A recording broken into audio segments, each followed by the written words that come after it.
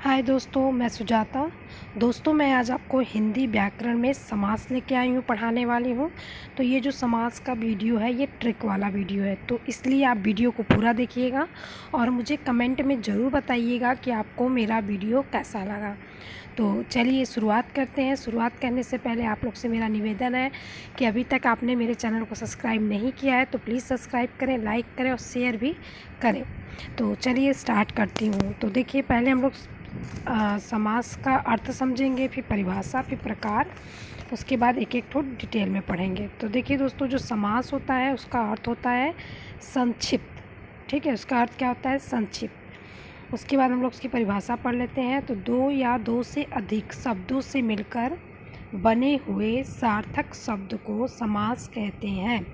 दो या दो से अधिक शब्दों से मिलकर, ये ध्यान रखिएगा कि शब्दों से मिलकर है, वर्णों से मिलकर होगा तो वो आपका संधि हो जाएगा।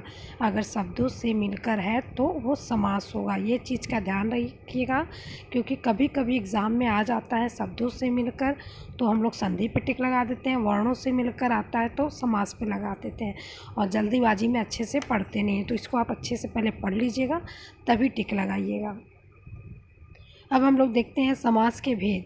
तो दोस्तों, समास के 6 भेद होते हैं और ये 6 भेद को पहले हम लोग पढ़ लेते हैं। देखिए, अव्ययी भाव समास, तत्पुरुष समास, कर्मधारय समास, द्विगु समास, द्वंद्व समास और बहुव्रीहि समास। ये सारे अपने में इम्पोर्टेंट हैं। तो पहले इसके प्रकार देख लिए। तो अगर एग्ज़ाम में पूछे समास के कितने भेद होते हैं तो 6 भेद होते हैं। अब चलिए हम लोग एक एक को देख लेते हैं। तो पहले हम लोग देखते हैं अव्ययी भाव समास। तो अव्ययी भाव समास को पहचानने की ट्रिक क्या है वो भी मैं बता देती हूँ। तो देखिए, जिस समास का पहला पद अव्यय अथवा प्रधान हो उसे अव्ययी भाव समास कहते हैं। मतलब इसमें पद, मूल पद, फिर शब्द आएगा या एक ही शब्द 2 बार आए। तो देखिए, इसका ट्रिक ये है कि पहला पद जो होता है इसमें छोटा होता है। पहला पद आपका इसमें छोटा होगा और वो प्रधान होगा। पहला पद छोटा होगा और प्रधान होगा, इससे आप पहचानिएगा कि वो अव्ययी भाव समास है। और एक ट्रिक और है दोस्तों, कि इसमें आपको पहचानने का ट्रिक ये है कि जो वो पहला पद होगा ये आपको उपसर्ग दिखाई देगा। उपसर्ग होता है तो वो भी आप समझ जाइए कि अव्ययी भाव समास है। जैसे आ जन्म है तो आ आपका क्या हो गया? उपसर्ग हो गया। तो अक्सर इसमें क्या होता है कि पहला शब्द जो है वो उपसर्ग भी आ जाता है। तो इससे भी आप पहचान सकते हो कि ये क्या है? अव्ययी भाव समास है। इसमें पहला पद छोटा होता है और प्रधान होता है, ये चीज़ का ध्यान रखिएगा। तो और जैसे यथाशक्ति, तो देखिए यथा आपका पद हो गया, शक्ति हो गया मूल शब्द। हाँ, भर पेट वही पद हो गया, मूल शब्द हो गया। धीरे धीरे, देखिए एक ही शब्द 2 बार आए तो शब्द इसमें देखिए धीरे धीरे 2 बार आ गया। हाथों हाथ 2 बार आ गया। तो इसमें एक पहचानने का तरीका ये है कि एक ही शब्द इसमें क्या होता है? 2 बार आ जाता है। अब चलिए हम लोग देखते हैं तत्पुरुष समास। तो तत्पुरुष समास वो है कि जिस समास में दूसरा पद प्रधान हो। तो दोस्तों, इसके पहले हम लोग अव्ययी भाव समास में क्या पढ़ा था कि पहला पद उसमें प्रधान था और इसमें क्या है? इसमें दूसरा पद प्रधान है। ठीक है, और दोनों पदों के बीच इसमें कारक चिन्ह जो होता है वो लुप्त रहता है। इससे आपको ध्यान देना होगा, कारक चिन्ह इसमें लुप्त होता है और उसे ही तत्पुरुष समास कहते हैं। तो कारक चिन्ह क्या होता है ये तो आपको पता है। तो ये कारक चिन्ह मैंने यहाँ लिख दिया है, तो देख लीजिए। जैसे कर्ता ने कर्म को करण से के द्वारा संपादन के लिए अपादान से अलगाव। अपादान से अलगाव मतलब देखिए, करण में भी से है, अपादान में भी से है। तो इसका से जो होता है वो अलगाव से होता है। जैसे पेड़ से पत्ते गिरे तो पेड़ से पत्ता अलग हो गया ना, तो ये अपादान हो गया आपका। संबंध में काकी के नानी ने रारी रे। अधिकरण में मे पर और संबोधन हे अरे हो। ये सब आपका जो कारक है इसमें बीच में लुप्त रहता है। इससे पहचानना होता है कि तत्पुरुष समास है।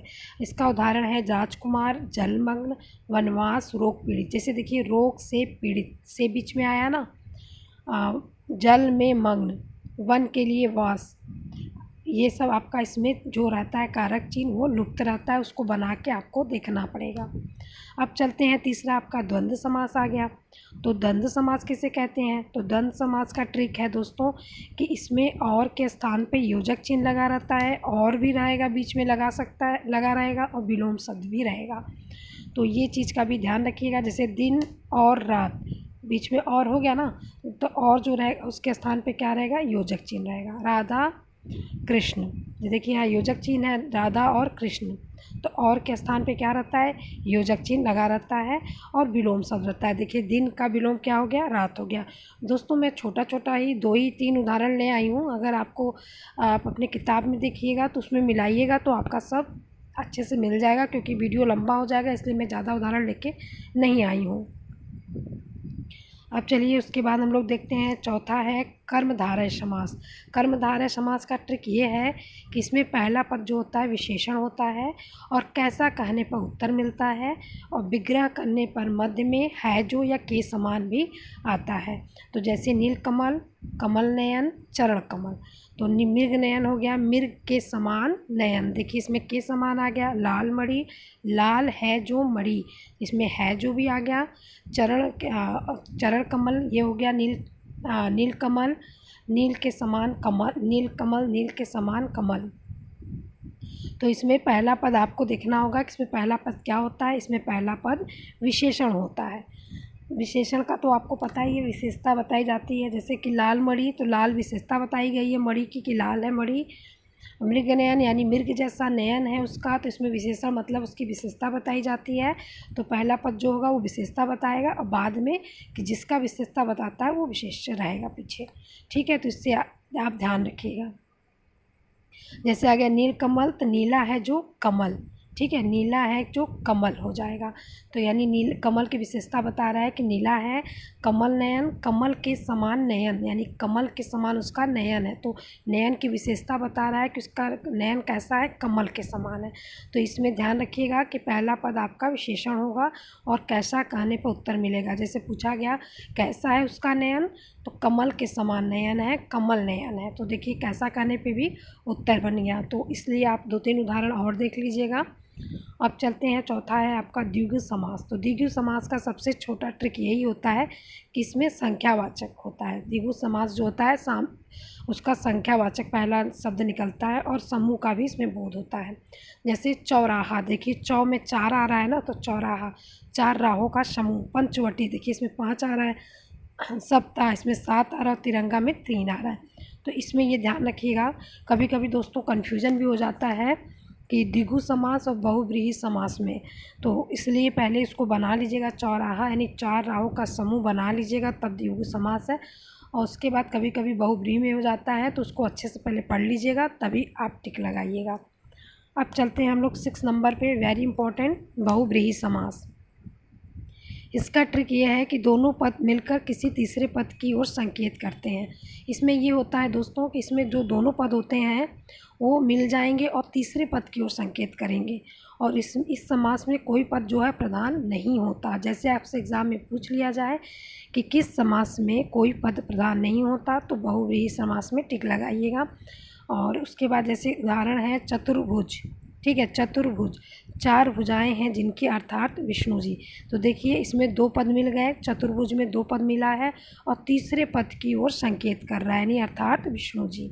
लंबोदर, लंबा है उदर जिसका अर्थात गणेश जी। दशानन, 10 है आनंद जिससे अर्थात रावण।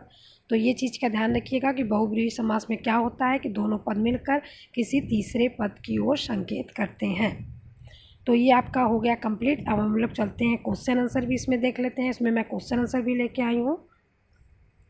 तो चलिए समास, देखिए ये बार बार एग्ज़ाम में पूछे जाने वाले प्रश्न हैं, तो ध्यान रखिएगा और आप लोग भी बताइएगा कि 30 में से आपका कितना सही हुआ।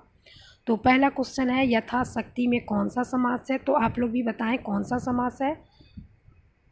तो दोस्तों यथाशक्ति में अव्ययीभाव समास है। उसके बाद है त्रिभुज में कौन सा समास है, तो त्रिभुज में देखिए संख्यावाचक आ रहा है तो द्विगु समास है। देशभक्त में कौन सा समास है, देशभक्त में तत्पुरुष समास है। चतुर्भुज में कौन सा समास है, समास है, तो चतुर्भुज में बहुव्रीहि समास है, 4 भुजाएं हो जिसकी। उसके बाद हम लोग चलते हैं दही बड़ा में कौन सा समास है, तो दही बड़ा में तत्पुरुष समास है, ठीक है। और आजकल में कौन सा समास है, द्वंद्व समास है। उसके बाद चलते हैं, आप बताइए लौह पुरुष में कौन सा समास है? तो लौह पुरुष में दोस्तों कर्मधारय समास है। दोस्तों इसमें नंबर वाइज ऊपर नीचे हो गया, उससे टेंशन मत लीजिएगा, लेकिन टीसी क्वेश्चन है ये। मुंह तोड़ में कौन सा समास है? तत्पुरुष समास है। नीलकंठ में कौन सा समास है? बहुव्रीहि समास है। मृग नयन, मृग के समान नयन, यानी विशेषता बताया जा रहा है, नयन कैसा है? मृग की तरह है। तो कौन सा समास हुआ जिसमें विशेषता बताई जाती है? कर्मधारय। कृषि प्रधान में कौन सा समास है? तत्पुरुष। दूध और रोटी, यानी देखिए इसमें और छिपा हुआ है, योजक चिन्ह लगा दिया गया है। तो जहाँ और छिपा रहता है योजक चिन्ह लगा दिया जाता है, तो कौन सा समास होता है? द्वंद्व समास। भूदान में कौन सा समास है?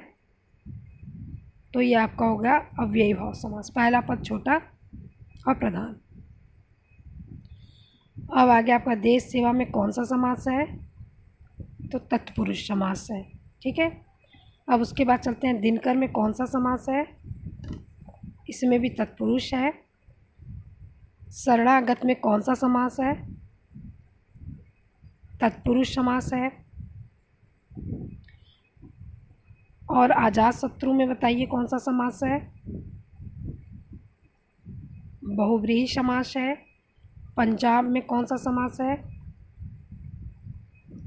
पन, यानी 5 आ रहा है तो कौन सा? 5 नदियों का समूह, कौन सा समास है बताएं? 5 आ रहा है तो ये द्विगु समास है। ठीक है, उसके बाद हम लोग चलते हैं, आपका पूरा क्वेश्चन कंप्लीट हुआ दोस्तों। अगर आपको मेरा वीडियो पसंद आएगा तो कमेंट में ज़रूर बताइएगा। और दोस्तों मेरा वीडियो देखने के लिए आप लोग का बहुत